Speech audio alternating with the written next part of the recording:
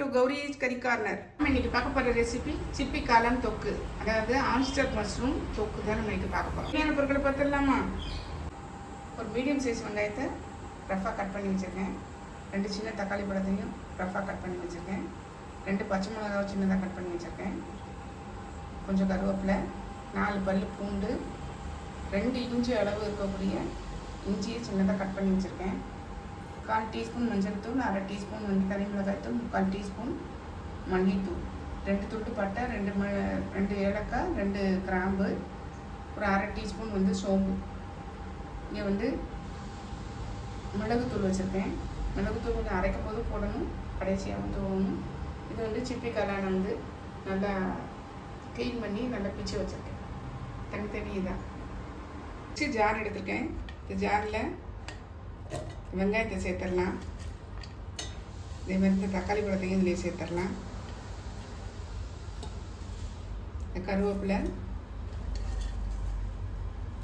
பச்சை மிளகாய், பூண்டு பல் எல்லாத்தையுமே இதில் சேர்த்துடலாம். இஞ்சி, இது கூட ஜீரகம் ஒரு 1/2 டீஸ்பூன், சோம்பு, இந்த மசாலா பட்டை, லவங்கம் இது எல்லாத்தையும் சேர்த்துடலாம். இது நல்லா தண்ணி விடாமல் அரைச்சிட்டு காட்டும். மசாலா நல்லா தண்ணி விடாமல் அரைச்சிட்டு வந்துட்டேன் பாருங்கள். இருக்கட்டும். பேன் போட்டிருக்கேன், எண்ணெய் விட்டுருக்கேன். ஒரு 4 டேபிள் ஸ்பூன் அளவு எண்ணெய் விட்டுருக்கேன். கடுகு சேர்த்துடலாம். கடுகு பொரிஞ்சிச்சு. காஞ்ச மிளகாய் 2 பீஸ் சேர்த்துருக்கேன். இந்த அரைச்ச மசாலாவை நம்ம இதில் சேர்த்துடலாம்.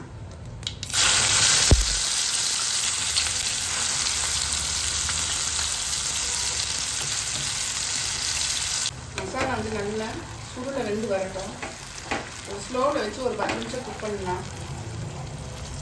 நல்லா வெந்து சைடில் என்ன பாருங்கள், எண்ணெய் பிரிஞ்சு வந்துச்சு. நம்ம இந்த ஸ்டேஜில் சிப்பி காளான் சேர்த்துடலாம்.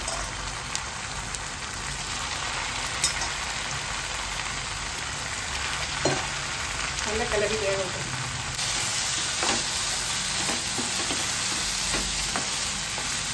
மசாலாவோட நல்லா குக் ஆகட்டும். உப்பு சேர்த்துடலாம்.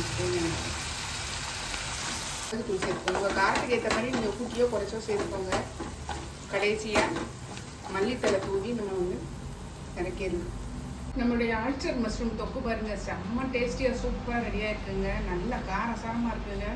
நீங்கள் சப்பாத்திக்கு வச்சு சாப்பிட்டீங்கன்னா அது செம்ம டேஸ்டியாக இருக்கும். அதே மாதிரி சுடு சாதத்தில் போட்டு பசஞ்சு சாப்பிட்டீங்கன்னா ஒரு சொட்டி சோறு சாப்பிடுவீங்க. கண்டிப்பாக ட்ரை பண்ணி பாருங்கள். ட்ரை பண்ணி பார்த்து கமெண்ட்டில் சொல்லுங்கள். லைக் பண்ணுங்கள், ஷேர் பண்ணுங்கள், சப்ஸ்கிரைப் பண்ணுங்கள்.